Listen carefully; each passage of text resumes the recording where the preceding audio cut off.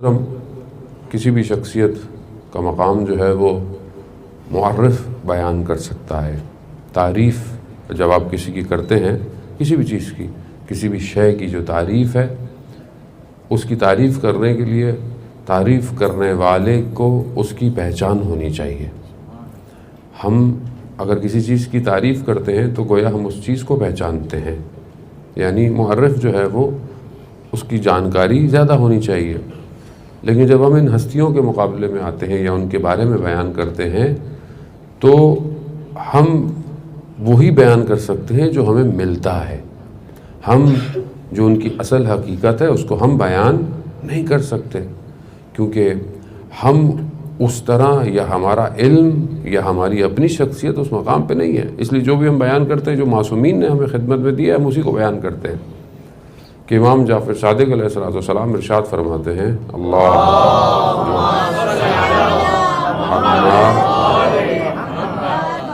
کہ بیوی کی جب وہ تعریف کرتے ہیں اپنی جد کی اور بیان کرتے ہیں تو کہتے ہیں کہ تاریخ جو ہے، یعنی انسانیت اور بشریت، یا یوں کہیں کہ پوری کائنات کی تاریخ جو ہے وہ ان کی معرفت کے اوپر ڈیپینڈنٹ ہے۔ یعنی پوری چیز جو آپ یوں کہہ رہے ہیں کہ جو سٹرکچرڈ، یا یوں کہہ لیں کہ جو ہر چیز بنی ہے وہ حضرت زہرا سلام اللہ علیہا کی معرفت کی وجہ سے ہے۔ خوب اب خود اس کو بیان کرنے کے لیے خوب ہم ظاہر ہم اس قابل نہیں ہے کہ شاید ہم اس کو صحیح طرح بیان کر سکیں، کھول سکیں۔ ظاہر علماء کرام، اولیاء کرام جب ان ساری چیزوں کو بیان کرتے ہیں تو وہ ان کو بیان کرتے ہیں۔ اسی کے ذیل میں بہرحال ایک اور گفتگو کہ میں کوشش کروں کہ گفتگو تھوڑی سی سخت ہے، سنگین ہے، لیکن بہرحال جتنی ہو سکے اس کو آج میں آپ کی خدمت میں بیان کروں تاکہ ہم جو ہے وہ آگے کی طرف بڑھ سکیں۔ پروردگار نے جو ہے وہ ظاہر مخلوقات کو خلق کیا، اور اس کا خلق کرنا جو ہے وہ ہدف کے تحت ہے، بغیر مقصد کے اس نے کسی بھی چیز کو خلق نہیں کیا، اور حکمت کے ساتھ اسے خلق کیا، کیونکہ وہ حکیم ہے، کیونکہ وہ عادل ہے، اور وہ بہترین خلق کرنے والا ہے۔ پروردگار نے اسی طرح دو مخلوقات ایسی خلق کی ہیں کہ جن کے بارے میں بہرحال ہمارے پاس روایات متواتر ہے، اصول کافی میں ہے، بحر الانوار کے اندر ہے، اور باقاعدہ اس حدیث کے لیے باقاعدہ الگ سے بھی رسالے جو ہے وہ لکھے گئے ہیں۔ حدیث کون سی ہے؟ حدیث ہے جنود عقل اور جنود جہل۔ عقل اور اس کا لشکر، اور جہل اور اس کا لشکر، اور اس پر جو ہے وہ حدیث متواتر۔ حدیث جو ہے وہ امام جعفر صادق علیہ السلام سے ہے۔ یہ حدیث اللہم صلی علی محمد و آل محمد۔ علماء کرام نے اس پہ بہت کتابیں لکھی ہیں، تفصیل اور تشریح بیان کی ہے، کیونکہ حدیث کافی طولانی ہے، اور ان اصطلاحات کو جو کہ اس کے اندر استعمال کی گئی ہیں ظاہر ہے انہیں بیان کرنے سے فی الحال تو یہاں قاصر ہوں۔ لیکن امام کی خدمت میں اصحاب بیٹھے ہوئے ہیں، امام نے کہا کہ عقل اور اس کے لشکر کو پہچانو، اور جہل اور اس کے لشکر کو پہچانو۔ اصحاب تھے امام کے، کہا مولا ہمیں تو جو کچھ بھی ملا ہے وہ آپ ہی سے ملا ہے، تو اب آپ خود ہی ہمیں اس کی پہچان کروا دیں کہ یہ کیا ہے۔ تو پر ایک حصہ گفتگو کرتے ہوئے میں آگے کی طرف جاؤں گا، کہ دیکھیں دو طرح کی ولایت ہیں اس دنیا کے اندر، کائنات کے اندر۔ ایک ولایت جو ہے وہ ولایت حق ہے، اور ایک ولایت باطل ہے۔ تیسری چیز کوئی نہیں ہے۔ جو ولایت الہی ہے، ولایت حق ہے، جو کہ اللہ نے انبیاء کو بھیجا، پھر اولیاء کو بھیجا، معصومین کو بھیجا، ان کے ذریعے سے ہم تک یہ ولایت پہنچی۔ اب اس کے مقابلے میں جو کچھ بھی ہے وہ ولایت کیا ہے؟ وہ ولایت باطل ہے، یا وہ ولایت شیطانی ہے، کیونکہ پہلے دن ہی سے شیطان جو ہے وہ اس ولایت کے مقابلے میں آیا ہے۔ کہ جب حضرت آدم علیہ السلام کو خلق کیا گیا، وہ کہا کہ سجدہ کرو۔ خوب اب وہاں پر جس نے انکار کیا وہ کون ہے؟ وہ شیطان ہے، ابلیس ہے۔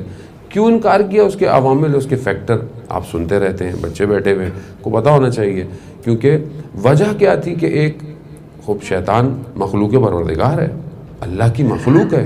ایسا نہیں ہے کہ اللہ نے کسی اور نے شیطان کو خلق کیا ہو، ہاں شیطان بھی رحمان کا ہے، لیکن اور وہ استاد رہا ہے، ملائکہ کا استاد رہا، اس نے اتنی عبادتیں کی ہیں، کہاں اس نے عبادتیں کی ہیں، 6000 سال کہتے ہیں کہ اس نے عبادتیں کی ہیں، اور وہ 1000 سال بھی یہ ہمارے والے 1000 نہیں ہیں، وہاں پہ ٹائم زون ڈیفرنٹ تھا، ابھی سورج خلق نہیں ہوا، ابھی موومنٹ خلق نہیں ہوئی کہ آپ اس کو ہمارے ٹائم، کوئی اور ٹائم زون ہے، اس نے ہر جگہ عبادت کی، مگر اتنی عبادت کے باوجود جو ہے وہ ولایت جو منتقل ہو رہی ہے ایک سسٹم کے اندر، اس کا انکار کر دیا اس نے۔ اب آپ یوں کہیں گے خوب ایک شخص کا، ایک بشر کا، ایک آدم کا اس نے انکار کیا، خوب انکار کیوں کیا؟ کیونکہ اس کے اندر تکبر تھا، اس کے اندر کبر پایا جاتا تھا، اس نے اپنے آپ کو بہتر سمجھا۔ کس سے بہتر سمجھا؟ جس کے مقابلے میں خدا سجدہ ہونے کی دعوت دے رہا ہے، دعوت بھی نہیں ہے، امر ہے۔ خدا نے کیا کہا؟ اس کو سجدہ کرو، امر الہی تھا۔ شیطان تکبر میں آ گیا، شیطان سامنے والی جو مخلوق تھی اس کو دیکھا کہ اس کی حیثیت کیا ہے، یہ تو مٹی سے بنا ہے، مٹی بھی بہت عرصے تک بنی رہی تھی، ملائکہ گزرتے رہتے تھے۔ مولا کائنات اپنے خطبے کے اندر بیان کرتے ہیں کہ اگر اس مٹی میں، وہ جو مٹی تھی، ملائکہ اس کے پاس سے گزرتے رہتے تھے۔ آپ کو پتہ ہے خلقت حضرت آدم قرآن کے اندر موجود ہے کہ کس طرح گل کو، مٹی کو پانی سے ملا کے جو بنایا گیا، اس مٹی کو بہت عرصے تک چھوڑ دیا گیا تھا۔ ملائکہ اس کے پاس سے گزرتے تھے تو اس کو بڑی عجیب سی نظر سے دیکھتے تھے۔ کیوں؟ کیونکہ اس کے اندر کوئی ایسی خاص چیز نہیں تھی ظاہری طور پہ، نہ اس کے اندر خوشبو تھی۔ مولا کائنات اپنے خطبے میں کہتے ہیں کہ پروردگار نے انوار کو حجاب میں رکھا۔ اگر خدا اس انوار کو کہ جو اس کے اندر چھپے ہوئے تھے واضح کر دیتا تو پھر کوئی کمال نہیں تھا سجدہ کرنا۔ سجدہ کرنا کمال کیوں ہوا؟ کیونکہ امر الہی ہے، آپ کو پتہ نہیں ہے لیکن خدا کہہ رہا ہے اس کو سجدہ کرو۔ ملائکہ نے سجدہ کیا، لیکن شیطان اس کے ظاہر کو دیکھ کر اپنے آپ کو بڑا سمجھنے لگا۔ اب جب شیطان نے سارا کیا تو ظاہر ہے شیطان کو نکال دیا گیا، اس نے ایک وقت معلوم تک خدا سے مہلت لی، ٹائم مانگا اور اسے دے دیا۔ اب پورے سسٹم کے مقابلے میں جو الہی سسٹم اب نیچے آئے گا، جو آئے گا اس کے مقابلے میں ایک سسٹم ہمیشہ سے چلتا رہے گا۔